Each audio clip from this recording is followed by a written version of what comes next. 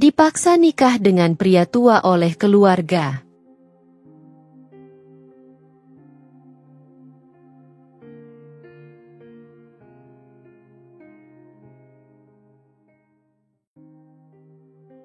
Alia duduk termenung di teras rumahnya yang sudah mulai reyot.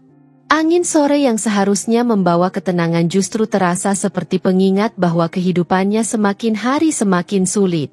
Di dalam rumah, terdengar batuk ibunya yang tak kunjung reda. Suara yang selalu membuat hatinya teriris. Ayahnya, Pak Rahmat, dulu adalah seorang pedagang mebel yang cukup sukses.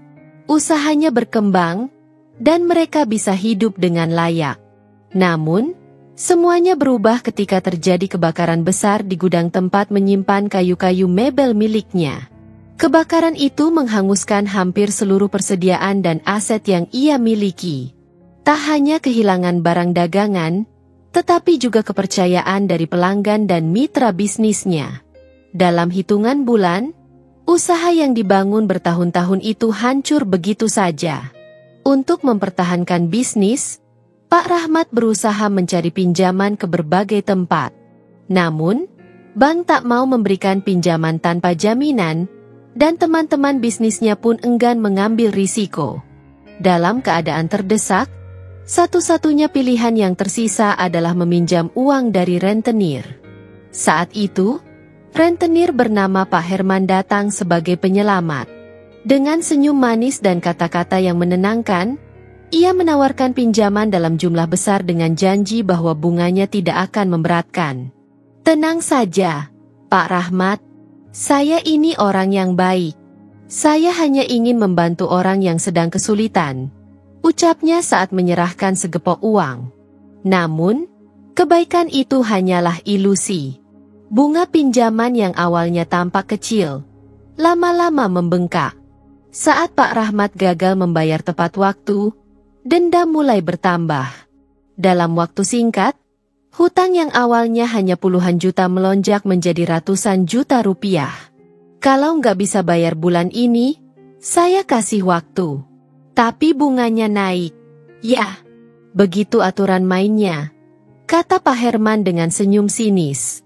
Pak Rahmat mencoba bertahan. Ia berusaha mencari pekerjaan lain, bahkan pernah menjadi buruh angkut di pasar demi mendapatkan uang tambahan. Namun, penghasilannya tak seberapa dibandingkan hutang yang semakin menumpuk. Alia yang saat itu baru lulus SMA ingin membantu. Ia mencoba mencari pekerjaan, tetapi tanpa ijazah perguruan tinggi, pilihan pekerjaannya sangat terbatas. Ia akhirnya bekerja di sebuah warung makan sebagai pelayan dengan gaji yang hanya cukup untuk kebutuhan sehari-hari. Ibu yang sakit-sakitan. Di tengah beban hutang yang semakin berat, Ibu Alia, Bu Rina, jatuh sakit. Stres akibat tekanan ekonomi membuat kesehatannya semakin menurun. Ia mulai sering sakit kepala, tubuhnya melemah, dan akhirnya jatuh sakit berkepanjangan. Alia dan ayahnya sudah berusaha membawanya ke puskesmas. Tetapi dokter mengatakan bahwa Bu Rina perlu menjalani pemeriksaan lebih lanjut di rumah sakit. Sayangnya, biaya rumah sakit tidaklah murah. Tanpa uang yang cukup, mereka hanya bisa mengandalkan obat-obatan seadanya dari puskesmas. "Maaf, nah, Ibu cuma merepotkan kalian," ujar Bu Rina dengan suara lemah. "Ibu jangan bicara seperti itu. Ibu pasti sembuh." Alia mencoba menenangkan, meskipun dalam hatinya, ia sendiri ketakutan. Sementara itu, Pak Herman semakin gencar menagih hutang. Ia tak lagi datang sendirian. Kini, ia membawa beberapa anak buahnya yang bertampang sangar.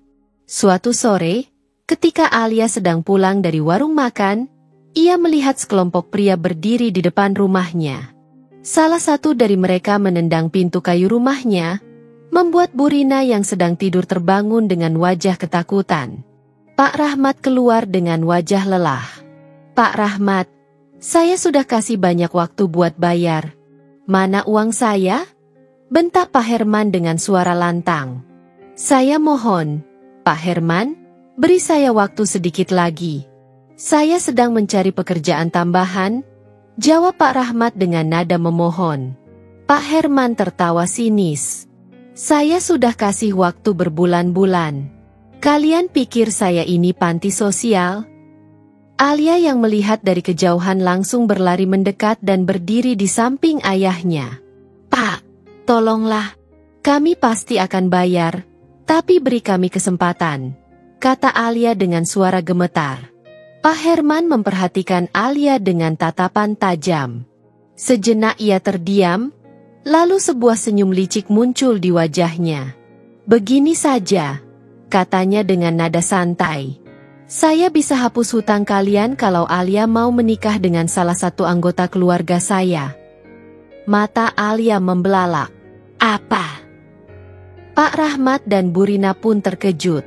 Iya, anak saya butuh istri. Kalian gak usah bayar hutang, asal Alia mau menikah dengannya. Lanjut Pak Herman dengan nada puas. Alia menggigit bibirnya. Dadanya terasa sesak. Ia tidak percaya bahwa hidupnya telah sampai di titik ini, dijadikan alat barter demi melunasi hutang. Pak Rahmat menggeleng keras. Tidak, saya tidak akan menjual anak saya. Terserah kalian, kata Pak Herman dengan nada tajam. Tapi kalau minggu depan belum ada pembayaran, rumah ini saya sita. Dan jangan salahkan saya kalau ada kejadian yang gak kalian inginkan. Setelah mengatakan itu, Pak Herman dan anak buahnya pergi, meninggalkan keluarga Alia dalam ketakutan. Malam itu, Alia tak bisa tidur. Ia memikirkan perkataan Pak Herman. Menikahi pria yang bahkan tak ia kenal hanya demi melunasi hutang keluarga? Itu gila. Namun, jika ia menolak, apa yang akan terjadi? Hutang mereka semakin menumpuk, ibunya butuh perawatan, dan mereka bisa kehilangan rumah satu-satunya. Alia duduk termenung di dekat jendela, menatap langit malam. Air matanya mengalir. Ia merasa terjebak di antara dua pilihan yang sama-sama menyakitkan. Keesokan harinya, ia melihat ayahnya duduk termenung di teras. Wajahnya penuh kesedihan dan rasa bersalah. Maafkan ayah. Nah, ayah tidak bisa memberikan kehidupan yang lebih baik untukmu, ujar Pak Rahmat lirih. Alia menatap ayahnya dengan perasaan campur aduk. Ia tahu betapa keras ayahnya telah berusaha. Ini bukan salah ayahnya. Ini bukan salah siapa-siapa. Ini adalah takdir buruk yang menimpa keluarga mereka. Hari-hari berlalu, dan situasi semakin memburuk. Pak Herman mulai mengirim orang-orangnya untuk mengawasi rumah mereka, menebar ancaman, dan menciptakan ketakutan di dalam rumah itu. Alia mulai berpikir, jika ia menerima tawaran itu, setidaknya keluarganya akan terbebas dari hutang. Ibunya bisa mendapatkan perawatan yang lebih baik. Ayahnya tidak lagi harus lari dari satu pekerjaan ke pekerjaan lain, hanya untuk membayar bunga yang tak kunjung lunas. Tetapi bagaimana dengan dirinya sendiri? Bagaimana jika pria yang akan dinikahinya itu adalah seseorang yang kasar? Bagaimana jika ia harus menjalani hidup yang menyiksa? Malam itu, Alia menangis sendirian di kamarnya. Ia tahu, keputusan besar harus segera diambil. Dan mungkin, ini adalah pengorbanan yang harus ia lakukan untuk keluarganya. Malam itu, suara gedoran keras di pintu kembali menggema. Suasana rumah yang sepi mendadak terasa mencekam. Alia yang sedang membantu ibunya berbaring langsung terlonjak kaget. Ibunya yang sudah lemah hanya bisa menggenggam tangan Alia dengan erat. Sementara Pak Rahmat buru-buru berjalan ke arah pintu dengan langkah gontai. Pak Rahmat, keluar kau! Suara berat dan kasar terdengar dari luar.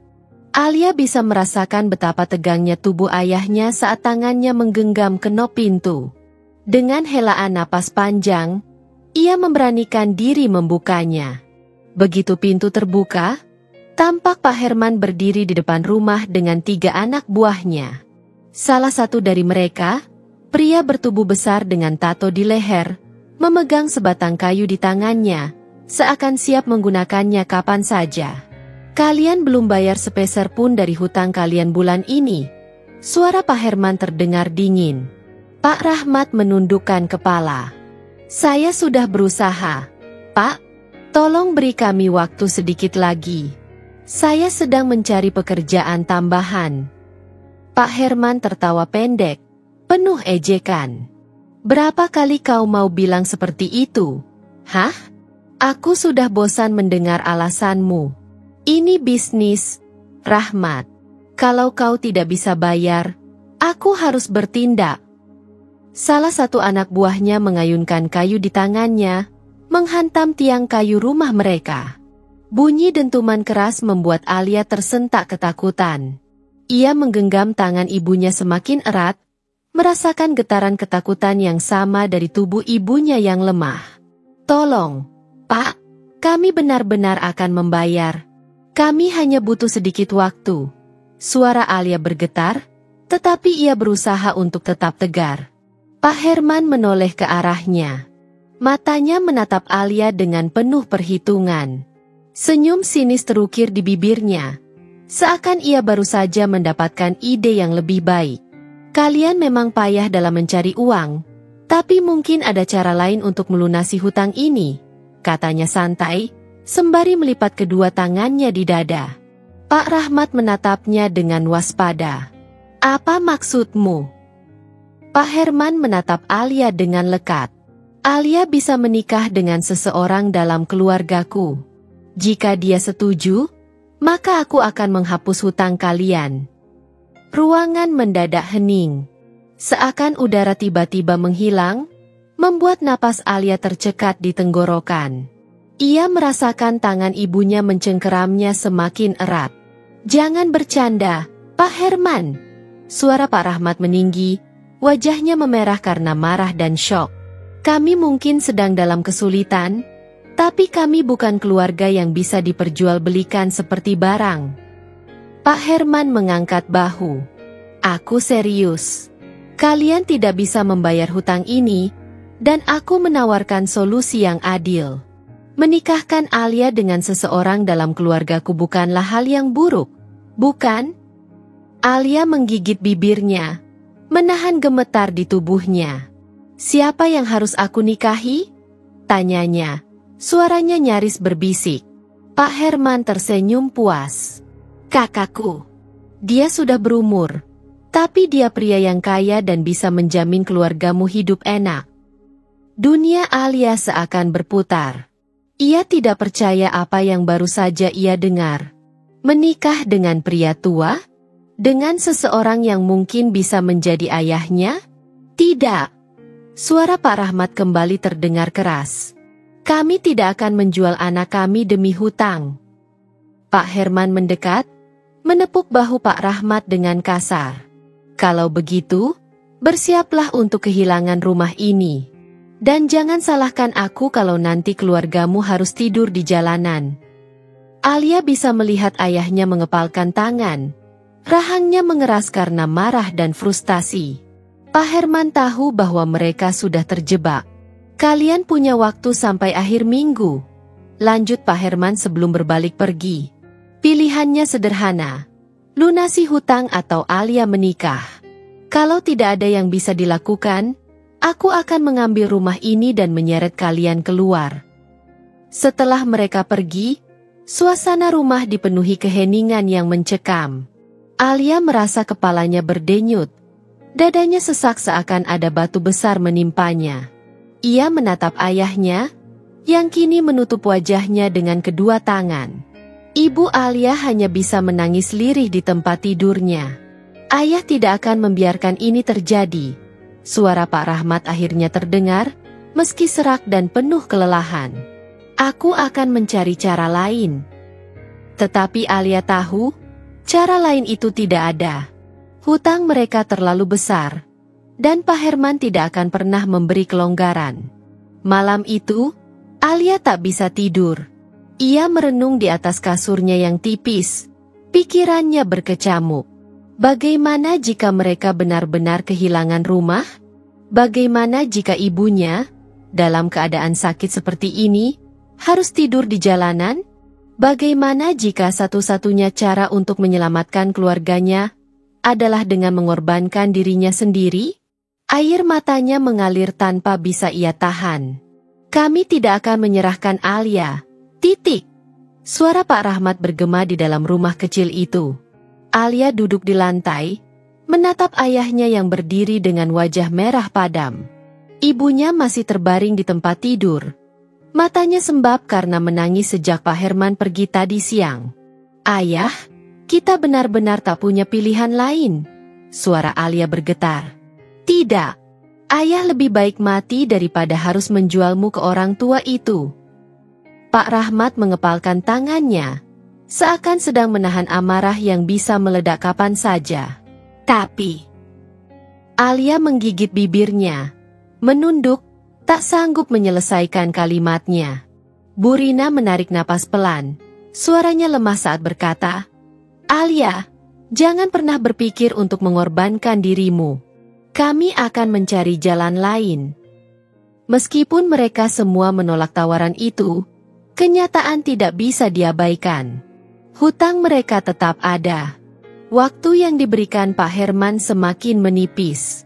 Dan ancaman kehilangan rumah semakin nyata.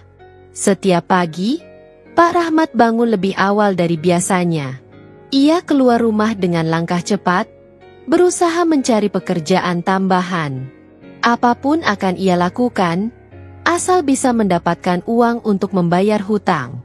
Ia pergi dari satu tempat ke tempat lain, menawarkan tenaganya sebagai buruh harian, tukang cuci mobil, bahkan mencoba melamar pekerjaan di pabrik. Namun, usia yang sudah melewati 50 tahun membuatnya sulit mendapatkan pekerjaan tetap. Setiap kali ia pulang, wajahnya semakin kuyu, tubuhnya semakin kurus, dan seringkali ia hanya makan sedikit agar makanan lebih banyak tersisa untuk Alia dan istrinya. Sementara itu, Alia terus bekerja di warung makan. Upahnya masih tak cukup untuk meringankan beban keluarga. Kenapa kau terlihat murung terus, Alia? Tanya Embok Sari, pemilik warung, suatu hari. Alia terkejut, tidak menyadari bahwa ia telah lama melamun saat mencuci piring. Ia tersenyum tipis, mencoba menutupi keresahannya. Tidak apa-apa, Embok. Saya hanya sedikit lelah. Embok Sari menghela napas, menatap Alia dengan prihatin. Kalau kau butuh sesuatu, jangan ragu untuk bicara. Aku tahu keluargamu sedang kesulitan. Alia mengangguk, tapi ia tahu tak mungkin meminta bantuan Embok Sari. Hutang mereka terlalu besar. Malamnya, Alia pulang dan menemukan ayahnya terduduk di teras rumah, menatap kosong ke kejauhan. Ayah? Panggilnya pelan. Pak Rahmat menoleh, lalu tersenyum, tapi senyum itu penuh kepahitan. Ayah sudah mencoba segalanya. Nak, katanya lirih. Tapi tetap saja tidak cukup. Alia menggigit bibirnya, menahan air mata yang hampir jatuh. Saat mereka berbincang, terdengar suara langkah kaki mendekat. Ayah! Alia menoleh dan melihat dua pria bertubuh besar berdiri di depan pagar. Salah satunya adalah anak buah Pak Herman. Waktunya hampir habis, Pak Rahmat. Pak Herman ingin kepastian besok. Apakah kalian akan membayar atau menyerahkan anak perempuan kalian? Alia mengepalkan tangannya. Ia muak dengan cara mereka memperlakukannya seolah ia hanya barang dagangan. Pak Rahmat bangkit, berdiri tegak meskipun tubuhnya terlihat lelah. Pergi dari sini. Kami tidak akan menyerah begitu saja. Pria itu tertawa, lalu berkata dingin, kalau begitu, bersiaplah menghadapi akibatnya. Mereka pergi, meninggalkan ancaman yang menggantung di udara. Alia berlari masuk rumah, menutup pintu rapat-rapat, dan menekan punggungnya ke kayu tua itu. Ia memejamkan mata. Nafasnya tersengal. Ia tidak bisa membiarkan keluarganya kehilangan segalanya. Tapi menikahi pria tua itu juga bukan pilihan yang bisa ia terima. Malam itu, Alia berbaring di samping ibunya, mendengarkan suara batuk lemah yang seakan menjadi pengingat bahwa waktu mereka semakin sedikit. Alia menatap langit-langit kamar, pikirannya berkecamuk. Jika ia terus menolak, apa yang akan terjadi pada keluarganya? Malam semakin larut, tetapi Alia masih terjaga. Ia duduk di samping tempat tidur ibunya, memperhatikan wajah pucat wanita yang melahirkannya. Nafas Burina terdengar lemah. Sesekali diselingi batuk yang semakin parah. Keringat dingin mengalir di dahinya, membuat Alia segera mengambil kain basah dan mengusap wajah ibunya dengan lembut. "Ibu, apakah masih sakit?" bisik Alia. Suaranya bergetar menahan air mata. Burina membuka matanya perlahan. Tersenyum tipis meskipun jelas terlihat betapa sakitnya ia. "Ibu baik-baik saja. Nah, jangan khawatir." Alia ingin percaya, ingin berpikir bahwa ibunya benar-benar baik-baik saja, tapi kenyataan berkata lain. Tubuh ibunya semakin kurus, tulangnya semakin menonjol, dan batuknya tidak kunjung membaik. Ia tahu ibunya butuh pengobatan yang lebih layak, butuh perawatan di rumah sakit, bukan sekadar obat-obatan seadanya dari puskesmas yang mereka dapatkan dengan susah payah. Namun, bagaimana caranya? Uang yang ada bahkan nyaris tak cukup untuk membeli makanan sehari-hari. Alia meremas kain di tangannya, merasa frustrasi. Dari luar kamar, terdengar suara gaduh. Alia menoleh dengan cepat. Ia mengenali suara itu, suara ayahnya yang kembali berdebat dengan seseorang. Ia bangkit dan bergegas keluar, mendapati ayahnya berdiri di ruang tamu dengan wajah merah padam. Di hadapannya, seorang pria berbadan besar dengan wajah garang menatapnya dengan penuh amarah. "Itu salah satu anak buah Pak Herman. Aku tidak peduli bagaimana caranya. Bayar hutangmu atau angkat kaki dari rumah ini," bentak pria itu. Pak Rahmat mengepalkan tangannya. Napasnya memburu karena marah. "Kami butuh waktu. Berikan kami waktu lebih lama." Pria itu mendengus kasar. "Waktu kalian sudah habis, Pak Rahmat. Minggu depan rumah ini akan kami sita." Alia menelan ludah. Ia melihat ayahnya yang dulu adalah sosok kuat dan penyayang, kini terlihat hancur karena tekanan.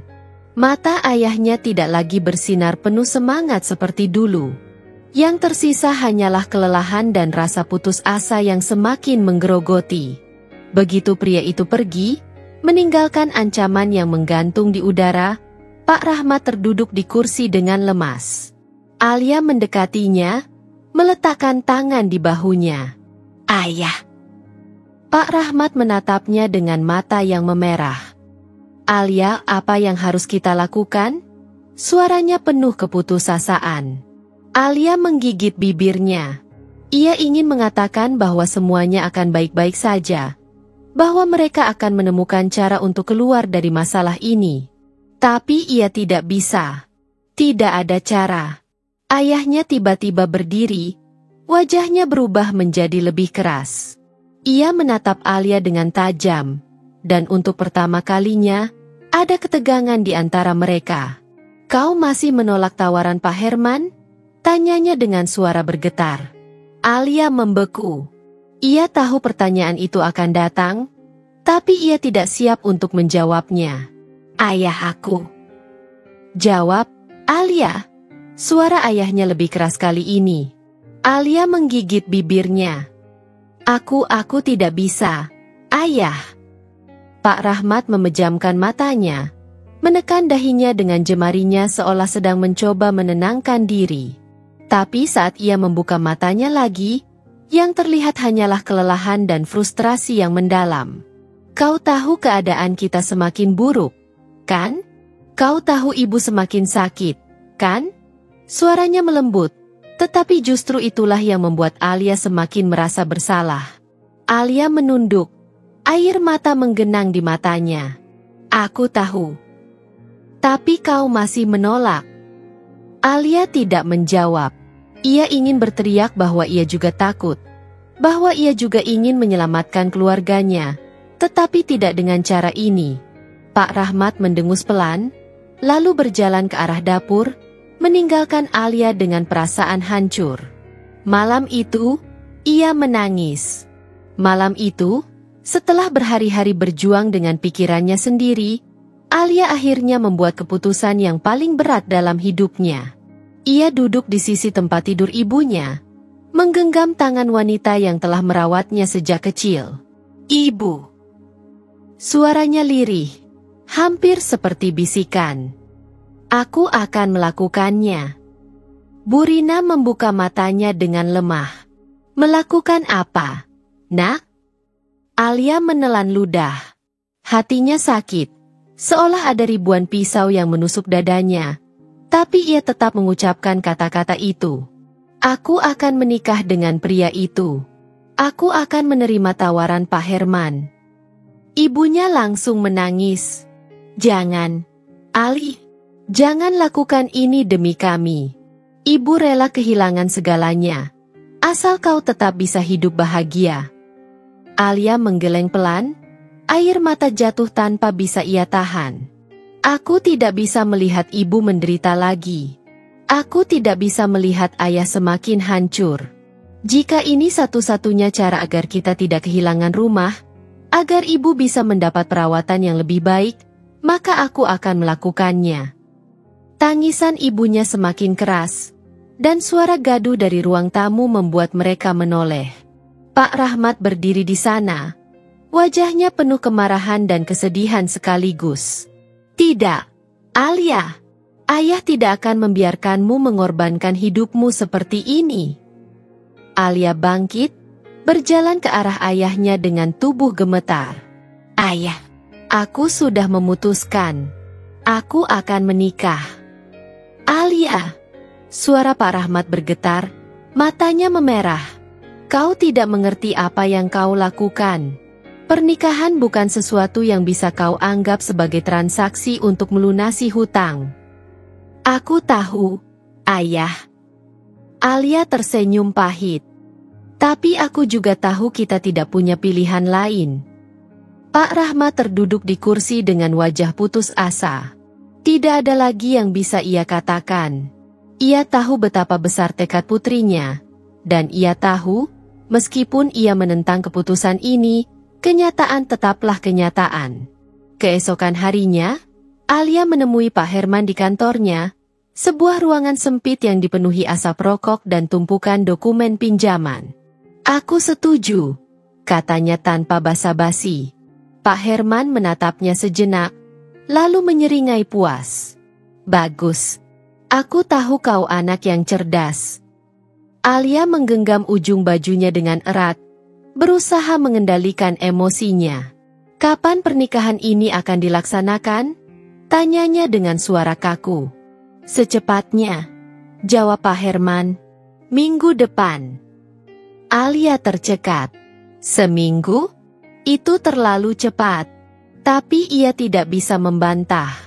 "Baik," katanya akhirnya. Pak Herman tersenyum puas, lalu menekan bel di mejanya. Tak lama kemudian, seorang pria masuk, salah satu anak buahnya. "Umumkan kepada seluruh keluarga bahwa pernikahan akan diadakan minggu depan," perintahnya. "Dan pastikan semua persiapan berjalan lancar." Alia merasa jantungnya berdegup kencang. Ini nyata. Ia benar-benar akan menikah dengan pria tua yang bahkan belum pernah ia temui. Dalam seminggu itu, rumah Alia terasa berbeda. Suasana sunyi, berat, seolah semua orang menahan tangis yang sewaktu-waktu bisa pecah. Bu Rina semakin sering menangis, meskipun ia mencoba menyembunyikannya dari Alia. Pak Rahmat jarang berbicara, dan saat ia melakukannya, suaranya terdengar penuh kesedihan yang dalam. Alia sendiri menjalani hari-harinya seperti zombie. Ia membantu ibunya, bekerja di warung, lalu pulang dan mengurung diri di kamar. Setiap malam, ia menangis tanpa suara, bertanya-tanya apakah ini benar-benar jalan yang harus ia tempuh. Gaun pengantinnya sederhana, berwarna putih dengan hiasan rendah kecil di bagian lengan. Embok sari, Pemilik warung tempatnya bekerja, memberikannya sebagai hadiah. "Kau tetap harus terlihat cantik, Nak," kata Mbok Sari sambil mengusap bahu Alia dengan lembut. Alia tersenyum lemah. Cantik? Ia tidak peduli. Hatinya terlalu hancur untuk memikirkan hal-hal seperti itu. Hari demi hari berlalu, dan akhirnya hari itu tiba. Alia berdiri di depan cermin, menatap bayangannya sendiri. Matanya sembab karena menangis semalaman. Tubuhnya terasa dingin, seakan tidak ada lagi harapan yang tersisa. Dari luar kamar, terdengar suara orang-orang berbicara. Pernikahan ini memang tidak dibuat besar-besaran, tetapi tetap ada beberapa tamu yang hadir, terutama orang-orang dari pihak Pak Herman. Ketika ia melangkah keluar dari kamar, ia melihat ayah dan ibunya berdiri di depan pintu. Pak Rahmat menatapnya lama, lalu menarik napas panjang. "Ali, maafkan ayah. Maaf karena ayah tidak bisa melindungimu." Air mata Alia jatuh. Ia menggeleng pelan. "Jangan berkata seperti itu, Ayah. Aku melakukan ini karena aku ingin menyelamatkan keluarga kita." Bu Rina tidak bisa menahan tangisnya. Ia menarik Alia ke dalam pelukan erat, seolah tidak ingin melepaskannya. Saat akhirnya mereka berjalan menuju tempat akad, Alia merasa seperti sedang berjalan menuju akhir hidupnya. Di depan, seorang penghulu sudah duduk, bersama Pak Herman dan seorang pria yang duduk di sebelahnya, calon suaminya. Alia menunduk. Ia tidak ingin melihat pria tua itu. "Baiklah, mari kita mulai," kata penghulu. Suasana hening. Jantung Alia berdebar kencang, perasaannya kacau. Namun, saat pria di sebelah Pak Herman membuka mulutnya untuk mengucapkan ijab kabul, sesuatu yang mengejutkan terjadi. Suara itu bukan suara pria tua. Itu suara pria muda. Alia mendongak dengan cepat. Matanya melebar karena terkejut. Yang duduk di sana bukanlah pria tua yang selama ini ia bayangkan. Sebaliknya, itu adalah seorang pria muda, mungkin seusia atau hanya beberapa tahun lebih tua darinya. Wajahnya tampan, ekspresinya tenang, dan sorot matanya tidak memiliki kebengisan seperti Pak Herman. Alia membeku. Siapa dia? Kenapa bukan pria tua seperti yang dikatakan Pak Herman? Ia menoleh ke arah Pak Herman, yang tersenyum puas. "Kenalkan, ini Adrian, anakku," katanya santai. Dunia Alia terasa berputar. Anak Pak Herman? Bukankah selama ini yang dikatakan adalah saudara laki-lakinya yang sudah tua? Alia tidak tahu harus merasa lega atau marah karena merasa ditipu. Dan pertanyaan terbesar di benaknya adalah, kenapa pria muda ini mau menikahinya? Tangannya mengepal di pangkuannya, jantungnya berdetak semakin cepat. Apa yang sebenarnya terjadi? Seiring berjalannya waktu, hari pernikahan semakin dekat, tetapi hati Alia semakin hancur. Setiap detik yang berlalu terasa seperti belati yang menusuk perlahan ke dalam dadanya, menyisakan luka yang tidak terlihat tetapi terasa begitu nyata. Malam-malamnya dipenuhi kecemasan dan ketakutan. Setiap kali ia memejamkan mata, ia melihat bayangan seorang pria tua dengan wajah keras dan tatapan tajam. Ia membayangkan hidup dalam rumah besar yang dingin, dipaksa melayani pria yang tidak ia kenal, yang mungkin kejam dan tak berperasaan. Bagaimana jika pria itu memperlakukannya dengan buruk? Bagaimana jika ia tidak diizinkan bertemu dengan keluarganya lagi? Ketakutan demi ketakutan terus menghantui pikirannya. Ia ingin lari. Berkali-kali ia berpikir untuk pergi jauh, meninggalkan semuanya dan menghilang. Namun, kemana? Ia tidak memiliki siapa-siapa di luar keluarganya.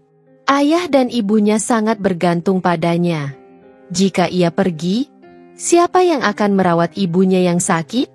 Siapa yang akan membantu ayahnya menghadapi para rentenir yang terus menekan mereka? Alia duduk di tepi tempat tidurnya, memeluk lututnya sendiri. Udara malam terasa dingin, Tetapi hatinya terasa lebih dingin lagi. Haruskah aku melakukan ini? Bisiknya pada dirinya sendiri. Ia berharap ada seseorang yang bisa memberinya jawaban. Namun, tidak ada siapapun. Hanya ada dirinya sendiri dan beban berat di pundaknya.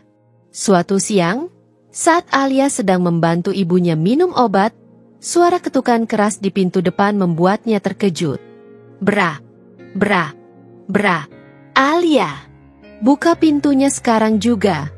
Suara berat dan kasar itu tidak asing di telinganya. Rentenir itu lagi. Alia merasakan jantungnya berdegup kencang. Dengan tangan gemetar, ia berjalan menuju pintu dan membukanya sedikit. Pak Herman, si rentenir kejam, berdiri di depan rumah bersama dua anak buahnya yang bertubuh besar. Senyum dingin tersungging di wajahnya. Bagaimana? Kau sudah siap menjadi pengantin? Tanyanya. Nada suaranya penuh ejekan. Alia mengepalkan tangannya erat-erat. Ia ingin membantah. Ingin berteriak bahwa ia tidak mau. Tetapi kata-kata itu tersangkut di tenggorokannya.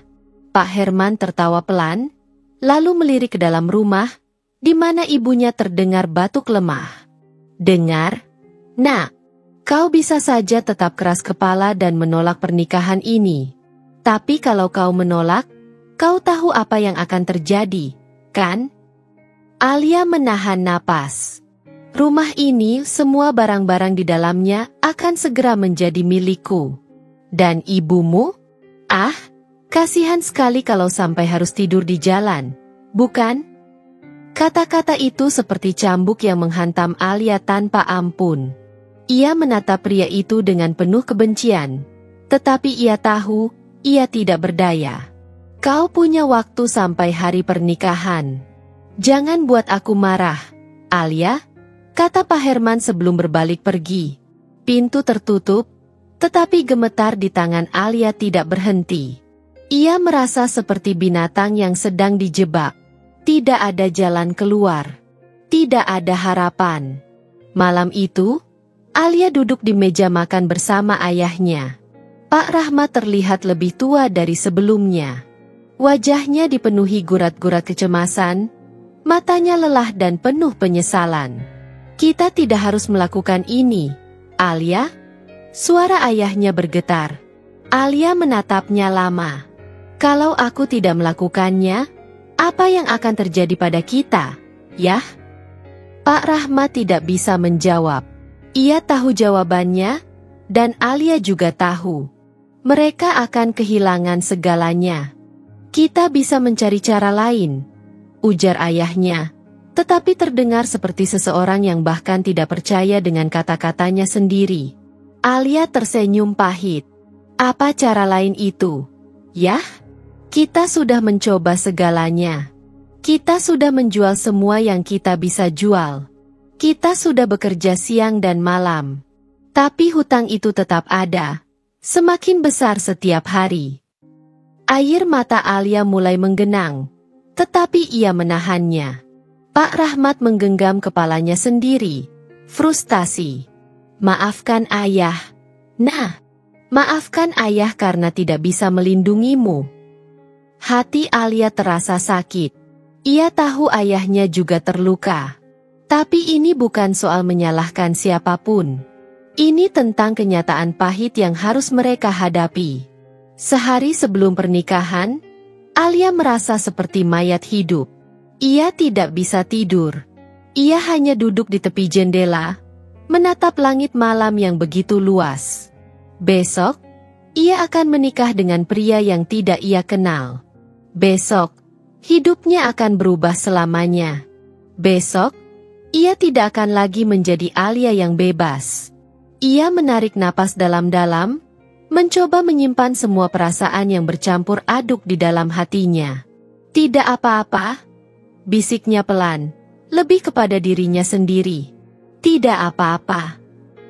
Namun, saat air matanya jatuh tanpa ia sadari, ia tahu bahwa semua ini tidaklah baik-baik saja. Hatinya hancur. Masa depannya terasa gelap.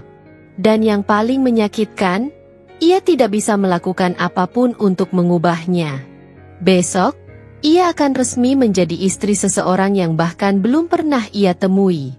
Suasana di dalam rumah yang sederhana itu terasa hening. Hanya suara penghulu yang terdengar jelas, membaca rangkaian doa sebelum akad nikah dimulai. Alia duduk dengan tubuh kaku, jari-jarinya saling menggenggam erat di atas pangkuannya. Ia hampir tidak bisa bernapas. Matanya menatap ke bawah, tetapi pikirannya berkelana, berputar-putar dalam ketakutan dan ketidakpastian. Ini benar-benar terjadi. Sebentar lagi, ia akan menjadi istri seseorang yang tidak ia kenal. Seseorang yang selama ini ia bayangkan sebagai pria tua yang kejam dan tak berperasaan. Tiba-tiba, penghulu memanggil nama calon pengantin pria. Jantung Alia berdegup semakin cepat. Langkah kaki terdengar mendekat. Semua mata tertuju pada sosok yang kini berdiri di depan meja akad. Saat Alia akhirnya mengangkat kepalanya, ia membeku di tempat. Bukan pria tua? Di hadapannya, bukanlah sosok yang selama ini menghantui mimpi buruknya. Bukan pria tua berusia 60-an dengan perut buncit dan senyum licik. Sebaliknya, yang berdiri di sana adalah seorang pria muda, berusia sekitar akhir 20-an atau awal 30-an. Tampan, berdiri tegap dengan postur yang berwibawa, mengenakan kemeja putih dan jas hitam yang sederhana namun rapi.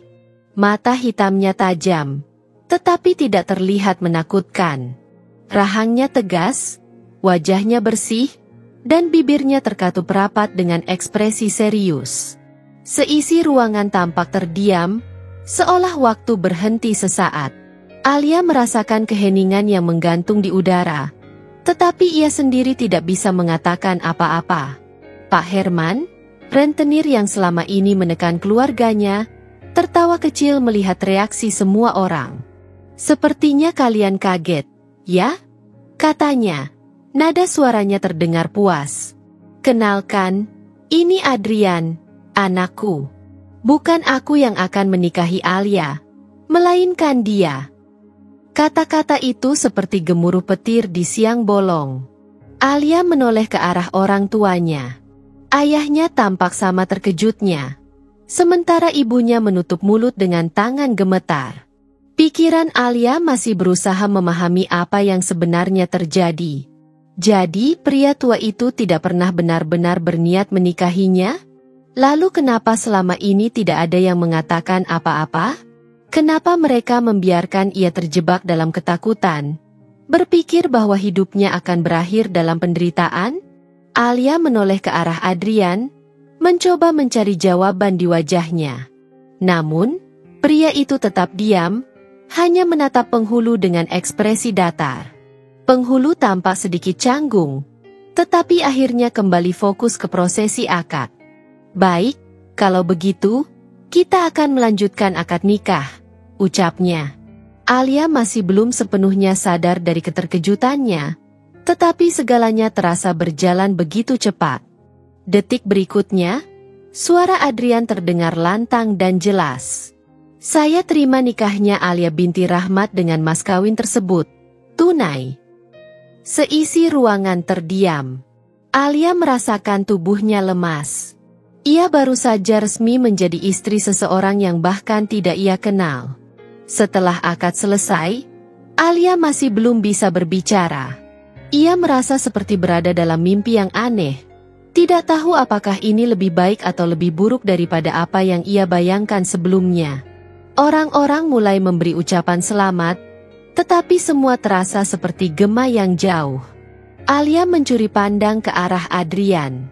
Pria itu tetap terlihat tenang. Ekspresinya sulit ditebak. Seolah menikah hari ini bukanlah hal besar baginya. Pak Herman menepuk bahu anaknya sambil tertawa. "Akhirnya selesai juga. Sekarang kau sudah punya istri, Adrian." Adrian hanya mengangguk kecil, lalu menoleh ke arah Alia. "Bisa kita bicara sebentar?" Alia tersentak. Ia tidak tahu harus mengatakan apa, tetapi akhirnya ia mengangguk pelan. Mereka berjalan menjauh dari kerumunan, menuju halaman rumah. Ude. Alia masih belum bisa berpikir jernih. Dadanya terasa sesak seiring dengan detik-detik yang berlalu setelah akad nikah selesai. Ia baru saja menikah, tetapi bukan dengan pria tua yang selama ini menghantui mimpinya, melainkan seorang pria muda yang sama sekali tidak ia kenal. Ruangan yang penuh dengan keluarga dan saksi terasa berputar di sekelilingnya. Ia menoleh ke samping, memperhatikan suaminya, Raka. Laki-laki itu duduk tenang di sampingnya, posturnya tegap, mengenakan kemeja putih dan jas hitam yang pas dengan tubuhnya. Wajahnya tegas, dengan mata tajam yang sulit ditebak, tetapi tidak ada kesan menyeramkan. Bahkan, di balik tatapannya yang serius, ada kelembutan yang tersirat. Alia ingin bertanya, ingin berteriak bahwa semua ini terasa seperti permainan aneh. Tapi lidahnya keluh. Ia hanya bisa diam, membiarkan pikirannya tenggelam dalam kebingungan. Mengapa pria ini mau menikahinya? Bukankah seharusnya ia menikahi ayahnya? Seperti yang selama ini dikatakan Pak Herman? Apakah ini hanya jebakan lain? Alia? Suara ibunya yang serak membuyarkan lamunannya. Alia menoleh, menemukan ibunya menatapnya dengan mata berkaca-kaca. Nak, kau baik-baik saja. Alia mencoba tersenyum, meskipun ia sendiri tidak yakin apakah ia baik-baik saja. Bu, aku. Tapi kata-kata itu menggantung di udara, tidak mampu ia lanjutkan. Setelah prosesi selesai dan para tamu mulai beranjak pergi, Alia akhirnya mendapatkan kesempatan untuk berbicara dengan Raka secara langsung. Mereka duduk di salah satu ruangan, terpisah dari keramaian. Suasana hening di antara mereka, hanya terdengar suara detak jam di dinding. Alia akhirnya mengumpulkan keberanian untuk bertanya. Mengapa? Suaranya nyaris berbisik. Raka menatapnya sebentar sebelum menjawab, mengapa apa? Mengapa kau menikah denganku? Alia menelan ludah, berusaha menenangkan hatinya yang masih kacau. Aku kira aku akan menikah dengan ayahmu. Selama ini, dia mengatakan bahwa hanya dengan menikahi pria tua itu, hutang keluargaku bisa lunas. Tapi ternyata, pria tua itu bukanlah ayahmu melainkan kau. Raka menarik napas panjang, lalu menyandarkan tubuhnya ke kursi. Ayahku memang seperti itu. Dia suka menekan orang lain dengan cara yang kasar dan tidak manusiawi. Alia mengernyit. Jadi kau tahu semua ini dari awal? Raka mengangguk. Aku tahu ayahku menekan keluargamu. Aku tahu dia membuat kalian putus asa sampai kau rela mengorbankan dirimu. Aku juga tahu dia memanfaatkan keadaan kalian untuk mendapatkan apa yang dia inginkan. Alia menggigit bibirnya. Lalu kenapa kau setuju menikah denganku? Untuk pertama kalinya, Raka tersenyum kecil. Karena aku ingin menghentikan kebiasaan ayahku. Alia terkejut. Apa maksudmu? Raka menatapnya serius.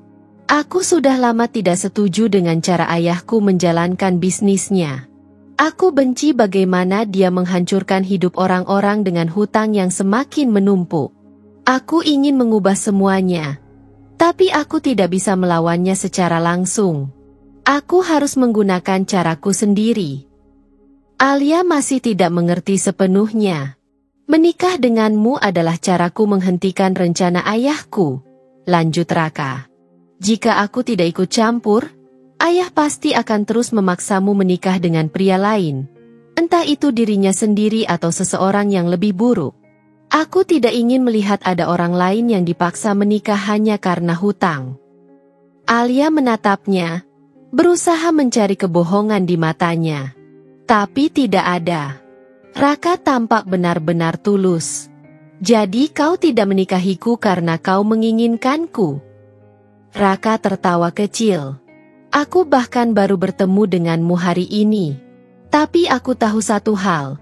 Aku tidak akan membiarkan ayahku memperlakukan orang lain seperti barang yang bisa ditukar dengan uang.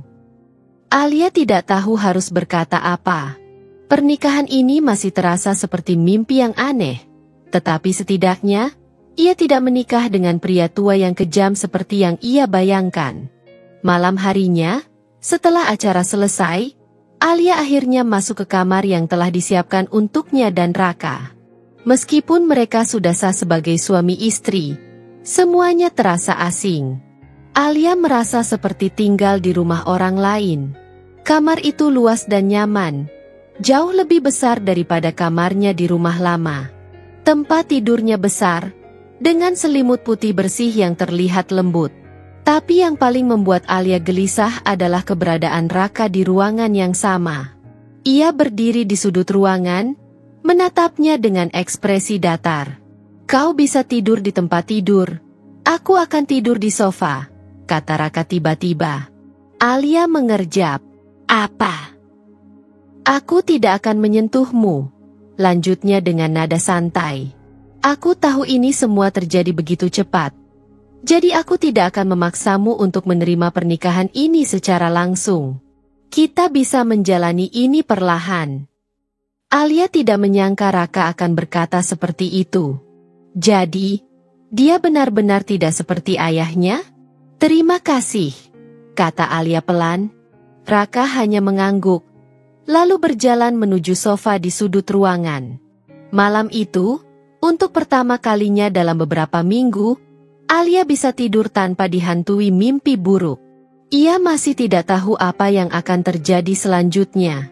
Tapi setidaknya, ia tahu bahwa suaminya bukanlah monster seperti yang ia bayangkan.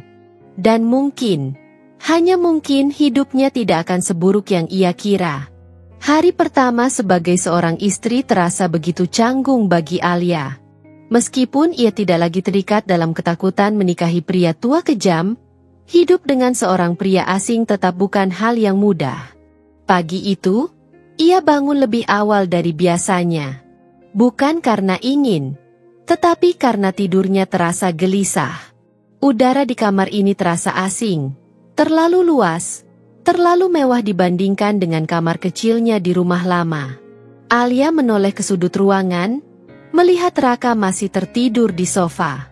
Benar-benar tidak seperti yang ia bayangkan. Ia mengira pria itu akan menuntut sesuatu darinya, memanfaatkan pernikahan ini untuk kepentingan dirinya sendiri. Tapi semalam, Raka hanya berbaring di sofa tanpa menyentuhnya sama sekali. Bahkan, ia menawarkan jarak, memberikan Alia ruang untuk menyesuaikan diri. Alia perlahan turun dari tempat tidur, berjalan pelan agar tidak membangunkannya. Tapi baru saja ia hendak keluar dari kamar, suara berat terdengar dari belakang. "Kau mau kemana pagi-pagi begini?" Alia tersentak, lalu menoleh. Raka sudah duduk di sofa. Tangannya mengusap wajahnya yang masih mengantuk. Rambutnya sedikit berantakan, tetapi justru membuatnya terlihat lebih santai dan manusiawi, berbeda dengan sikapnya yang biasanya begitu serius dan berwibawa. "Aku mau membantu di dapur," jawab Alia pelan. Raka mengangkat alis. "Kau tidak perlu repot-repot.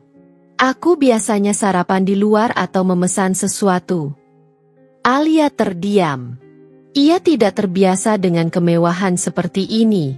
Di rumah lamanya, sarapan adalah sesuatu yang harus mereka usahakan sendiri. Setiap pagi, ia terbiasa bangun lebih awal untuk membantu ibunya memasak meski hanya sekadar nasi dan lauk sederhana. Raka menatapnya, lalu berdiri dan meregangkan tubuh. "Tapi kalau kau ingin memasak, aku tidak akan melarang." Alia tidak menjawab, hanya mengangguk kecil sebelum melangkah keluar dari kamar. Di dapur, Alia bertemu dengan beberapa pekerja rumah tangga yang sudah mulai menyiapkan sarapan. "Selamat pagi, Nyonya," sapa salah satu wanita parubaya dengan ramah. Alia hampir tersedak mendengar panggilan itu. "Nyonya?" Itu terdengar begitu aneh di telinganya. Ia belum merasa seperti seorang istri, apalagi seorang nyonya di rumah ini. Alia tersenyum canggung.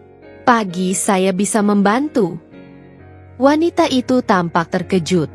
"Oh, Tidak perlu, Nyonya. Kami bisa mengurus semuanya. Tapi aku ingin membantu, kata Alia cepat. Para pekerja saling bertukar pandang sebelum akhirnya mengangguk. Mereka memberinya pisau dan beberapa bahan untuk dipotong. Saat itulah, Raka masuk ke dapur.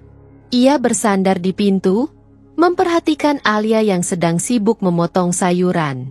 Jadi kau benar-benar ingin memasak sendiri?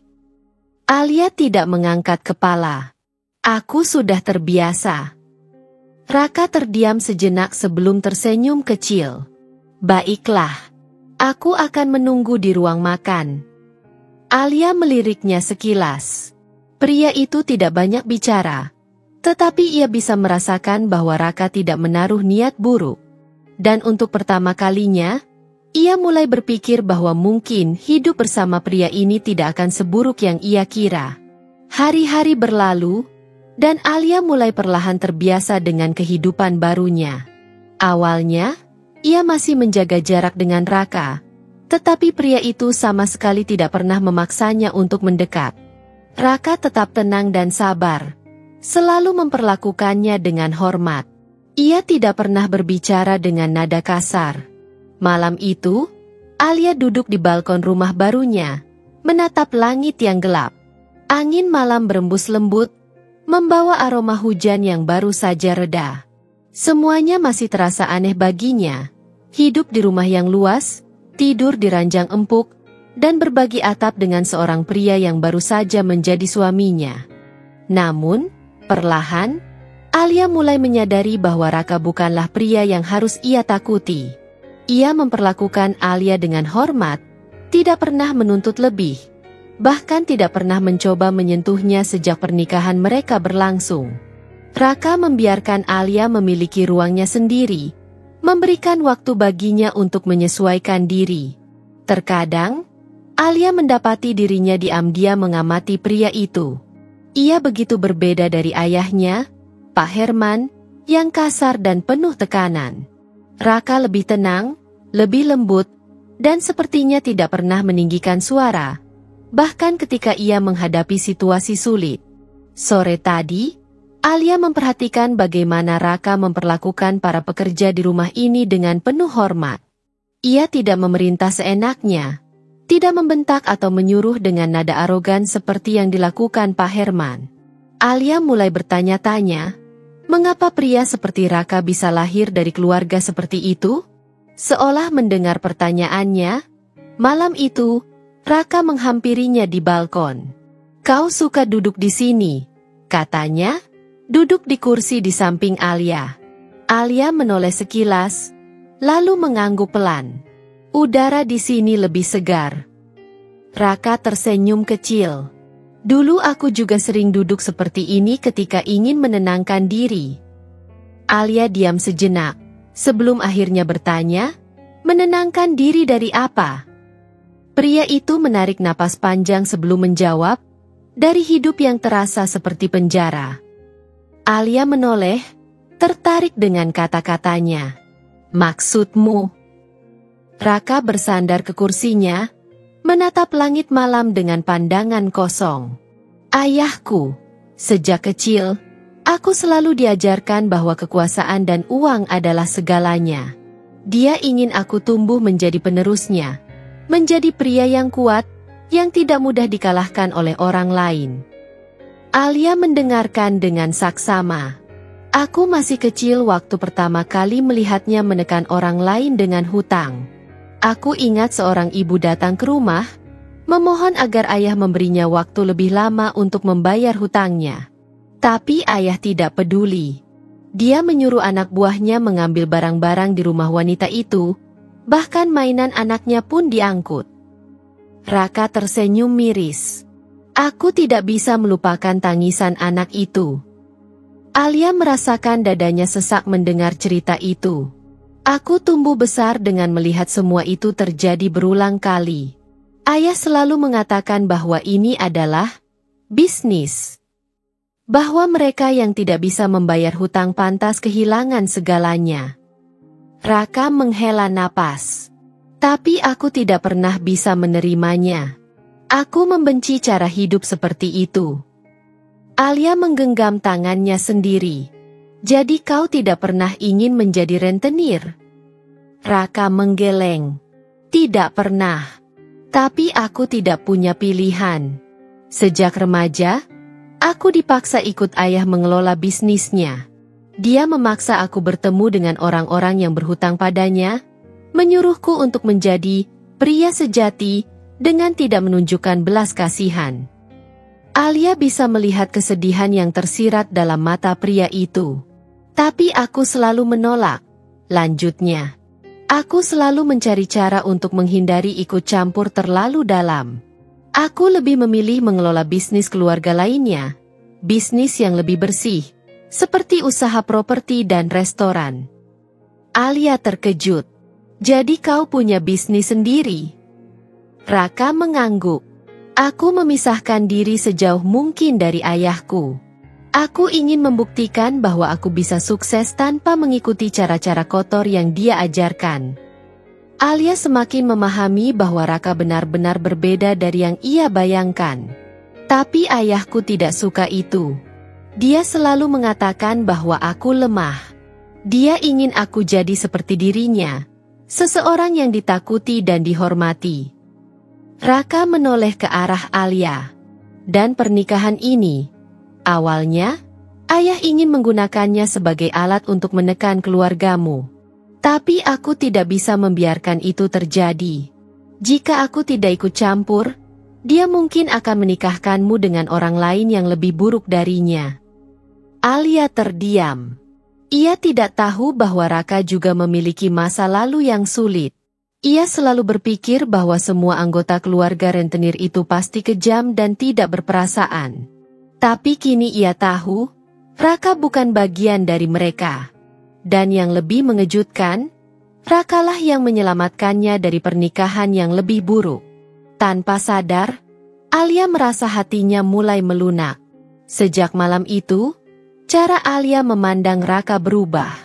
Meskipun ia masih merasa canggung, ia tidak lagi merasa terjebak dalam pernikahan ini. Raka adalah pria yang baik. Itu semakin jelas baginya.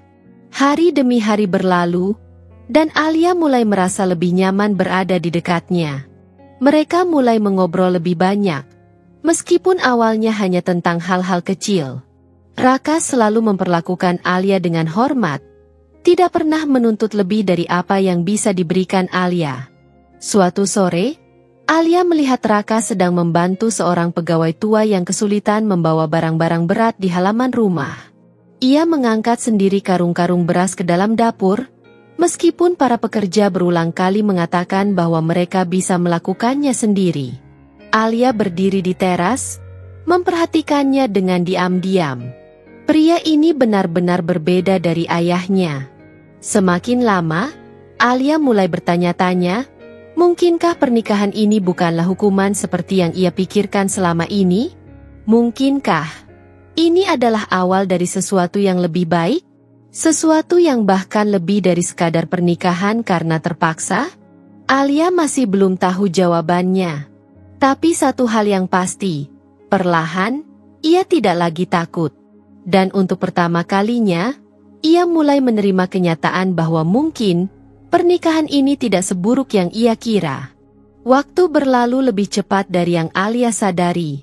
Hari-harinya kini terasa lebih ringan, lebih nyaman, lebih menyenangkan. Sejak perbincangan mereka di balkon malam itu, hubungan antara dirinya dan Raka perlahan berubah. Rasa canggung yang dulu memenuhi rumah ini perlahan menghilang, digantikan dengan percakapan ringan dan kebersamaan yang terasa lebih natural. Raka tetap menjadi dirinya yang tenang dan sabar. Ia tidak pernah menekan Alia untuk menerima pernikahan ini lebih cepat dari yang bisa ia tangani. Ia membiarkan segalanya mengalir dengan sendirinya, dan itulah yang membuat Alia semakin terbuka. Awalnya, Alia mencoba menyangkal perasaan yang mulai tumbuh di dalam hatinya. Bagaimana mungkin ia bisa merasa seperti ini terhadap seseorang yang awalnya ia anggap sebagai ancaman? Tapi setiap kali ia melihat Raka, cara pria itu tersenyum, cara ia berbicara dengan lembut, Cara ia memperlakukan orang lain dengan penuh hormat, Alia tidak bisa menghindari kenyataan bahwa ia mulai menyukainya. Kata itu terasa asing dalam pikirannya, tapi di dalam hatinya, ia tahu bahwa itulah yang terjadi. Dan itu membuatnya takut. Suatu pagi, Alia terbangun lebih awal dari biasanya. Ketika ia keluar dari kamar, ia menemukan Raka sudah berada di dapur, mengenakan kaos polos dan celana santai, sedang memasak sesuatu di atas kompor. Alia terkejut. "Kau bisa memasak?" Raka menoleh, lalu tersenyum kecil. "Aku tidak sehebat Koki, tapi aku bisa membuat sarapan sederhana." Alia berjalan mendekat, menatap panci di atas kompor. Ada bubur ayam di sana, dan aromanya menggoda selera. "Kau buat bubur?" Raka mengangguk.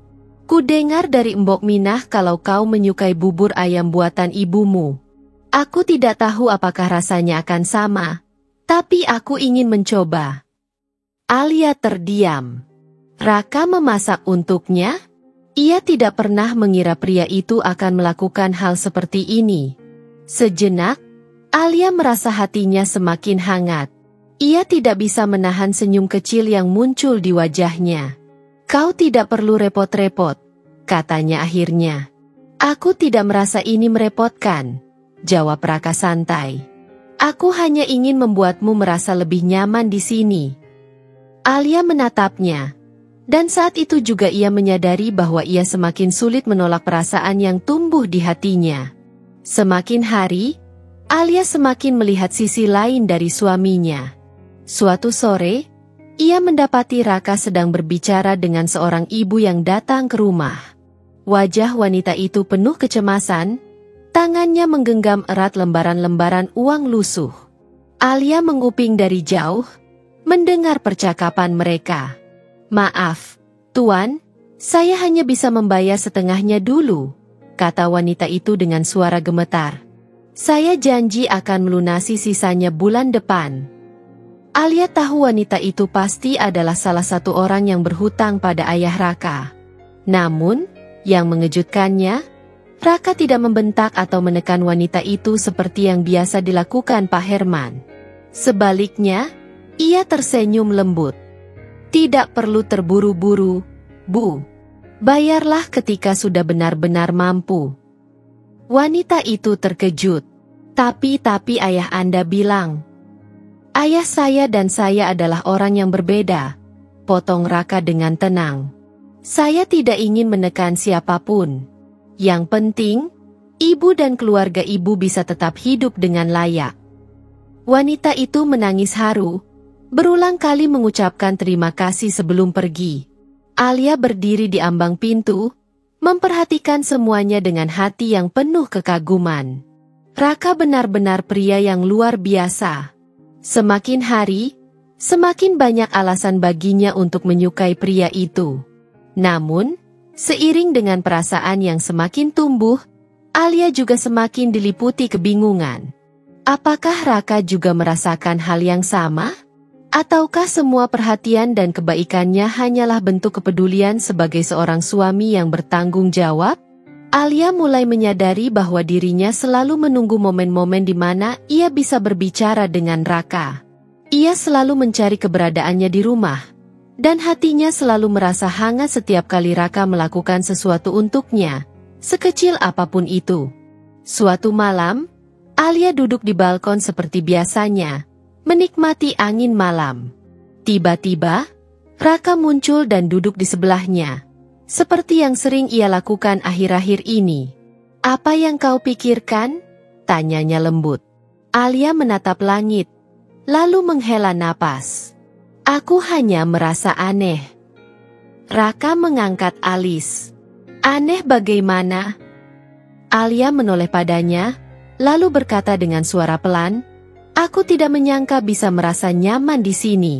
Awalnya, aku merasa pernikahan ini adalah hukuman. Aku takut, aku benci keadaan ini, aku merasa seperti kehilangan kebebasanku." Raka diam, mendengarkan dengan tenang. "Tapi sekarang," lanjut Alia, Aku tidak merasa seperti itu lagi. Raka tersenyum kecil. Aku senang mendengarnya. Alia menggigit bibirnya, lalu bertanya dengan hati-hati, Raka, apakah kau pernah menyesal menikah denganku? Pria itu menatapnya dengan mata yang tajam, seolah mencoba membaca isi hatinya. Tidak, jawabnya akhirnya. Tidak sekalipun. Alia merasakan sesuatu yang hangat menjalar di dadanya. Tidak pernah? Ulangnya pelan. Raka menggeleng. Aku tahu ini bukan awal yang sempurna, tapi aku tidak menyesal. Dan jika aku boleh jujur. Ia berhenti sejenak, lalu tersenyum lembut. Aku senang bisa mengenalmu, Alia. Hati Alia berdebar. Ia tidak tahu apakah itu berarti apa yang ia harapkan. Tapi yang jelas, ia tidak lagi bisa mengabaikan perasaannya sendiri. Ia menyukai Raka. Dan mungkin, hanya mungkin, pria itu juga mulai merasakan hal yang sama.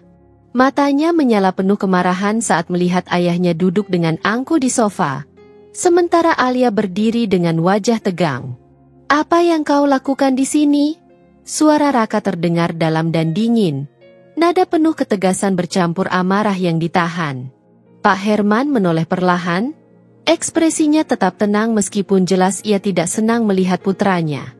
Dengan santai, ia menyandarkan punggungnya ke sofa, lalu menatap Raka dengan tatapan penuh perhitungan.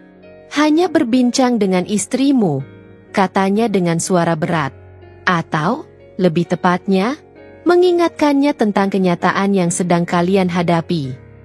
Raka melangkah mendekat, pandangannya tajam. Kenyataan seperti apa, Ayah?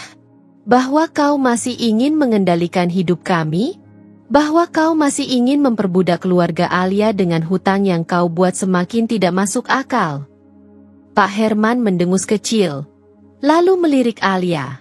Kau lihat, Alia? Putraku ini semakin besar kepala sejak menikah denganmu. Dia pikir dia bisa membebaskan diri dari tanggung jawabnya sebagai pewaris keluargaku.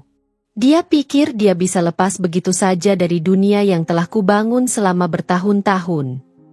Alia mengepalkan tangannya. Raka bukan seperti ayah. Dia tidak ingin hidup dengan cara seperti itu. Pak Herman mengangkat alisnya. Begitu? Tapi apakah dia sudah memberitahumu bahwa tanpa perlindungan dan kekuatanku, dia tidak akan bertahan lama di dunia ini? Alia menatap Raka dengan ragu. Ia tahu Raka sedang berusaha melepaskan diri dari bisnis ayahnya, tetapi ia tidak tahu seberapa besar risikonya.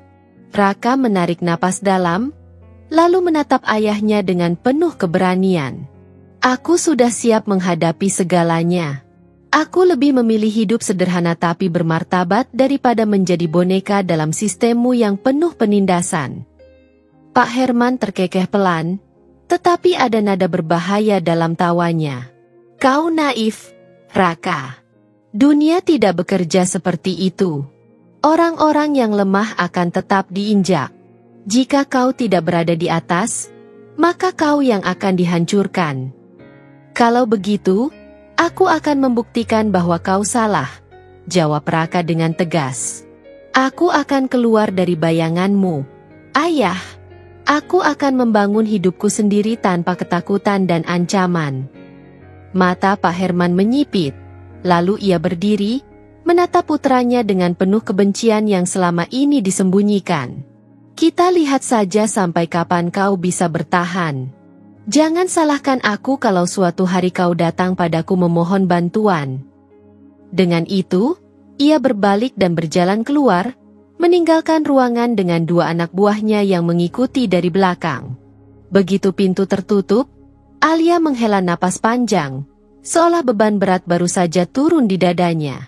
Ia menoleh ke arah Raka yang masih berdiri kaku, rahangnya mengeras, matanya menatap kosong ke arah pintu yang baru saja ditutup ayahnya. Raka, panggil Alia dengan suara lirih. Pria itu menoleh, lalu menghela napas dalam, seakan mencoba mengendalikan emosinya. Ia melangkah mendekat dan meraih tangan Alia, menggenggamnya erat. "Aku tidak akan membiarkan ayahku menyentuh keluargamu lagi," katanya pelan tapi penuh ketegasan. "Aku janji, Alia. Aku akan melindungimu. Aku akan melindungi semuanya." Alia menatapnya dalam-dalam. Ia melihat ketulusan dalam sorot mata Raka. Tetapi ia juga melihat ketakutan yang tersembunyi di baliknya. "Dengan segala yang kau pertaruhkan, apa kau benar-benar yakin?" tanyanya. Raka tersenyum kecil, meskipun ada sedikit kepedihan di sana. "Aku lebih yakin daripada sebelumnya. Aku lebih baik kehilangan segalanya daripada kehilangan harga diriku dan orang-orang yang aku cintai." Alia menggenggam tangannya lebih erat. Ia tahu, sejak saat ini, mereka akan menghadapi jalan yang lebih sulit.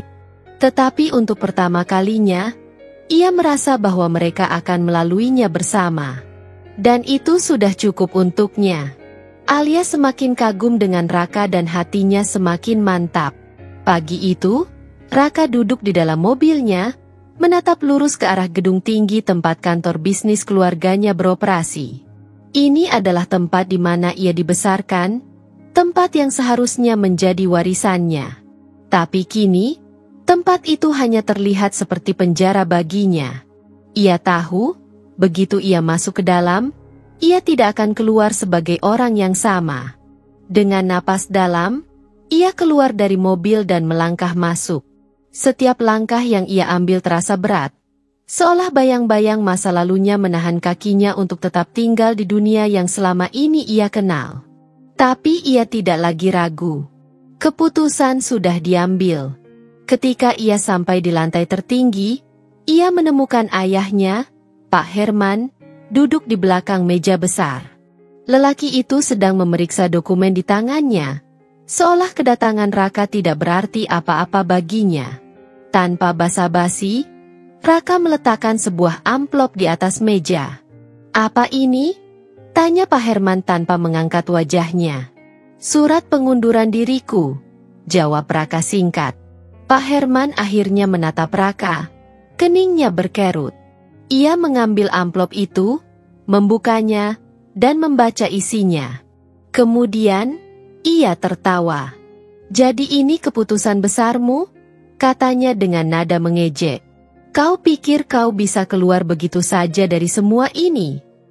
"Aku tidak peduli lagi dengan bisnis ini," kata Raka, suaranya mantap. "Aku tidak ingin menjadi bagian dari sistem yang terus menindas orang lain." Pak Herman menyandarkan punggungnya ke kursi, menyilangkan tangan di dadanya. "Dan kau pikir dengan meninggalkan semua ini, kau akan bisa hidup dengan mudah?" "Aku akan mencari jalanku sendiri," jawab Raka tegas. "Tidak ada yang bisa hidup tanpa kekuatan dan uang, Raka." Suara Pak Herman berubah lebih dingin. "Kau akan menyesalinya nanti. Dunia tidak seperti yang kau bayangkan." Raka tersenyum tipis. "Aku lebih baik jatuh dan berjuang sendiri daripada terus hidup dalam bayanganmu." Pak Herman menghela napas panjang, lalu menatap putranya dengan tajam. "Kalau begitu, jangan pernah kembali padaku ketika kau gagal." Raka mengangguk. "Aku tidak akan kembali." Dengan itu, ia berbalik dan melangkah keluar dari ruangan, meninggalkan ayahnya yang masih duduk diam di balik mejanya. Untuk pertama kalinya dalam hidupnya, Raka merasa benar-benar bebas. Sore itu, Alia sedang menyiram tanaman kecil di halaman rumah ketika suara langkah kaki terdengar di belakangnya. Ia menoleh dan menemukan Raka berdiri di sana, menatapnya dengan senyum tipis. "Kau pulang lebih awal hari ini," kata Alia sambil tersenyum. "Aku tidak hanya pulang lebih awal," Raka berkata pelan, lalu berjalan mendekat. "Aku pulang untuk selamanya." Alia mengernyit. "Apa maksudmu?" "Aku sudah keluar dari bisnis ayahku," jawab Raka, suaranya mantap. "Aku tidak ingin lagi berurusan dengan semua itu. Aku ingin hidup jujur, tanpa menindas siapapun." Alia menatapnya dengan mata membesar. Raka, kau benar-benar melakukannya? Raka mengangguk. Ya, aku tidak akan membiarkan keluargamu terjerat hutang lagi. Aku tidak akan membiarkan kita hidup di bawah bayang-bayang ayahku. Alia merasa dadanya sesak oleh emosi. Ia tahu betapa berat keputusan ini bagi Raka. Ini bukan hanya tentang meninggalkan bisnis keluarga, tapi juga tentang menghadapi kemungkinan kehilangan segalanya. Raka. Suaranya gemetar. Kau mempertaruhkan semuanya. Aku tidak peduli, kata Raka, menatapnya dengan penuh keyakinan. Aku hanya ingin kita hidup dengan damai. Aku hanya ingin kau bahagia. Alia merasa air matanya mulai menggenang.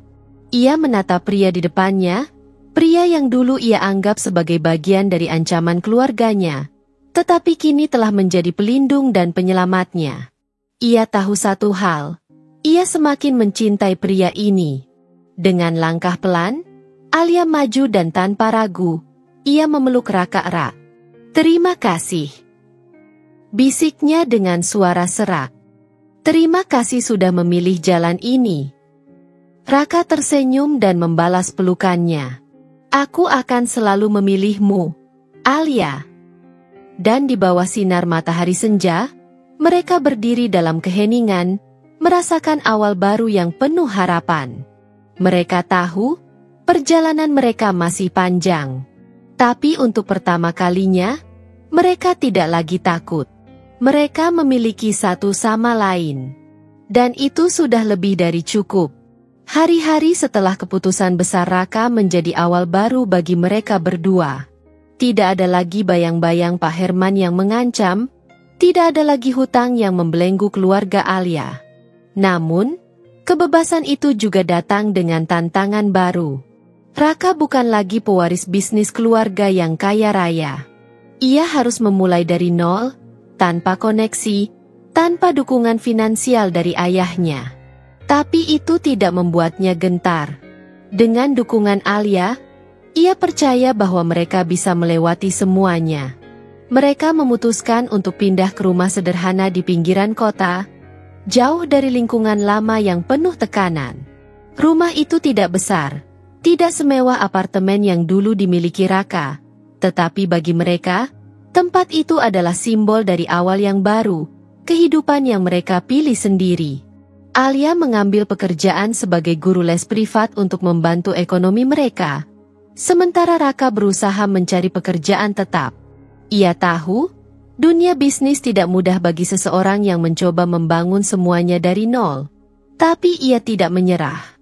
Suatu hari, saat duduk di meja makan sederhana mereka, Alia menatap suaminya yang terlihat letih setelah seharian mencari pekerjaan. Bagaimana hasilnya hari ini? Tanyanya lembut. Raka tersenyum kecil. Meskipun Alia bisa melihat kelelahan di matanya. Belum ada yang menerima. Mereka mengenalku sebagai anak Pak Herman. Dan begitu tahu aku sudah keluar dari bisnis keluarga, mereka ragu. Alia mengulurkan tangannya, menggenggam tangan Raka dengan hangat. Kita akan menemukan jalan, Raka. Aku yakin. Raka menatap istrinya dengan penuh kasih. Terima kasih, Alia. Aku tidak tahu apa yang akan kulakukan tanpa dukunganmu. Alia tersenyum lembut. Kita berjuang bersama. Ini adalah kehidupan yang kita pilih, bukan? Raka mengangguk.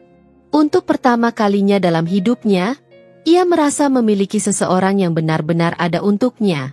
Bukan karena uang atau kekuasaan, tetapi karena cinta yang tulus.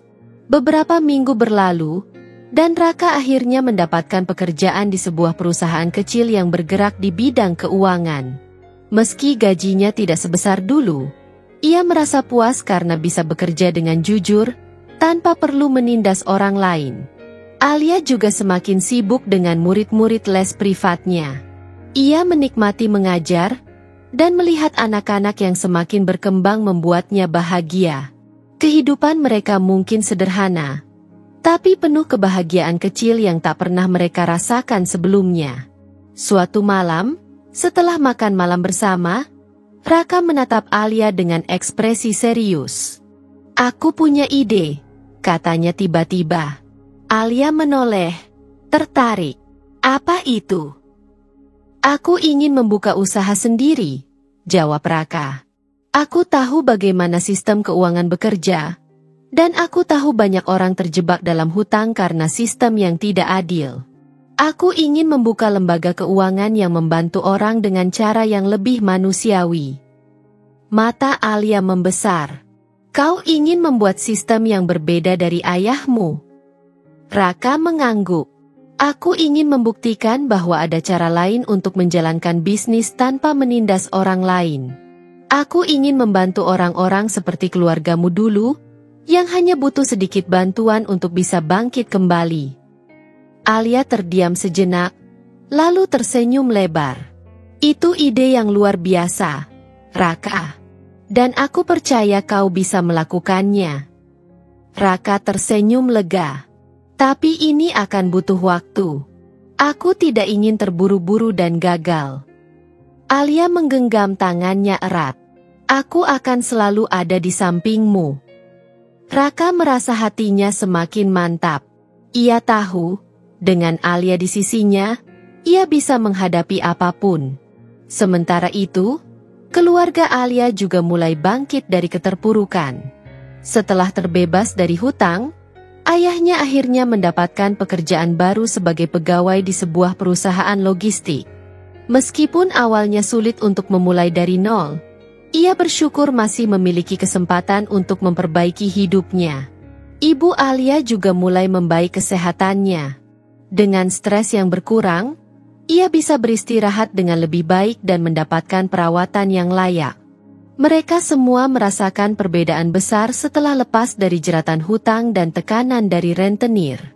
Suatu hari, saat Alia berkunjung ke rumah orang tuanya, ia melihat ibunya tersenyum lebar untuk pertama kalinya dalam waktu yang lama. "Alia, nak," kata ibunya sambil menggenggam tangan putrinya. "Terima kasih karena telah bertahan untuk keluarga kita. Kau dan Raka telah menyelamatkan kami." Alia tersenyum, matanya sedikit berkaca-kaca. "Ibu, kita semua berjuang bersama. Sekarang saatnya kita menikmati hidup yang lebih baik." Ayahnya menepuk bahu Alia dengan bangga. "Dan Raka, dia pria yang luar biasa. Aku tidak bisa meminta menantu yang lebih baik darinya." Alia tersenyum lebar. Dulu, ia begitu takut dengan pernikahan ini, takut dengan masa depan yang tidak pasti. Tapi kini, ia tahu bahwa semua yang terjadi telah membawanya ke kehidupan yang lebih baik. Hari-hari berlalu dengan damai. Alia dan Raka menikmati kehidupan pernikahan mereka, meskipun dengan segala tantangan yang ada. Suatu malam, saat mereka duduk di balkon rumah kecil mereka, menikmati teh hangat di bawah langit berbintang, Alia menatap Raka dengan penuh kasih. "Kita telah melalui banyak hal," katanya pelan. Raka tersenyum, meraih tangan Alia dan mengecup punggung tangannya. "Dan kita masih akan melalui lebih banyak lagi. Tapi selama kita bersama, aku tahu kita bisa melewatinya." Alia tersenyum, lalu menyandarkan kepalanya di bahu Raka. "Aku bahagia, Raka. Aku benar-benar bahagia." Raka mengeratkan pelukannya. "Aku juga, Alia. Dan aku akan selalu berusaha membuatmu bahagia." Di bawah langit malam yang penuh bintang, mereka berdua duduk dalam keheningan yang penuh makna. Mereka mungkin telah kehilangan banyak hal di masa lalu, tapi yang mereka miliki sekarang jauh lebih berharga. Cinta, kebebasan, dan masa depan yang mereka bangun bersama. Dan itu sudah lebih dari cukup. Tahun demi tahun berlalu, dan kehidupan Alia serta Raka semakin stabil. Usaha yang mereka bangun bersama mulai berkembang. Raka berhasil mendirikan lembaga keuangan kecil yang membantu orang-orang yang membutuhkan tanpa menjebak mereka dalam lingkaran hutang yang tidak adil. Alia, yang dulu hanya mengajar les privat, kini telah memiliki sebuah tempat kursus sendiri. Ia mengajarkan anak-anak dari berbagai latar belakang, terutama mereka yang kurang mampu, agar memiliki kesempatan yang lebih baik dalam pendidikan. Mereka berdua telah menemukan kebahagiaan yang sejati, bukan dalam bentuk kemewahan, tetapi dalam kehidupan yang penuh makna. Namun, kebahagiaan mereka semakin lengkap ketika suatu hari Alia menyadari ada sesuatu yang berubah dalam dirinya. Suatu pagi, Alia duduk di meja makan, memegang sebuah benda kecil di tangannya. Sebuah alat tes kehamilan dengan hasil positif.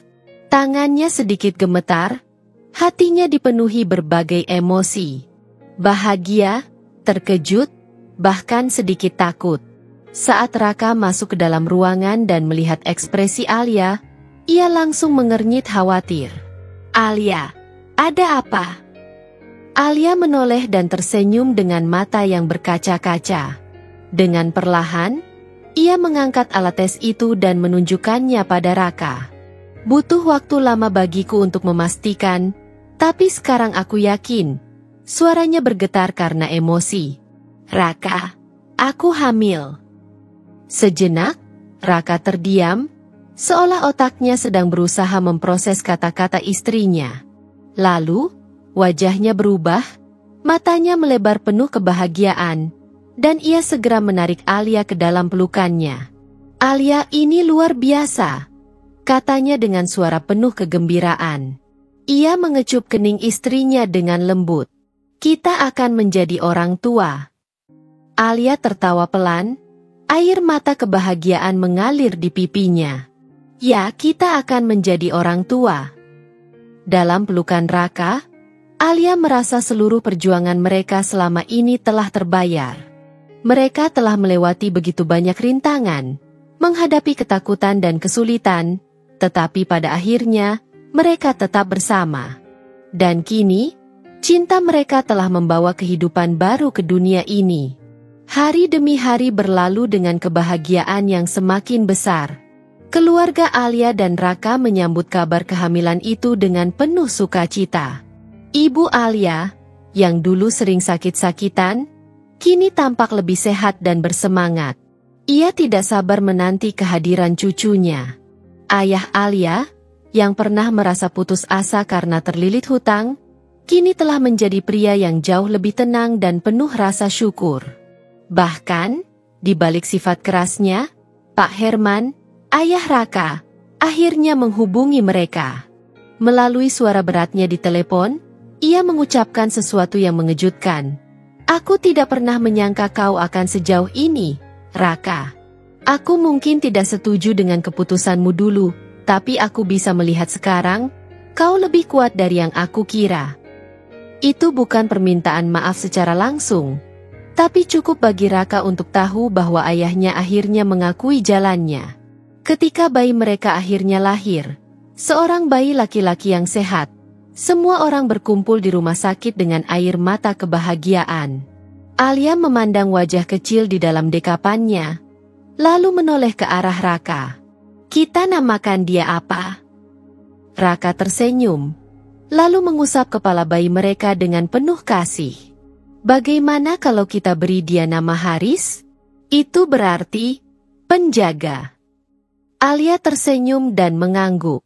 "Haris, semoga dia tumbuh menjadi pria yang kuat dan baik hati seperti ayahnya."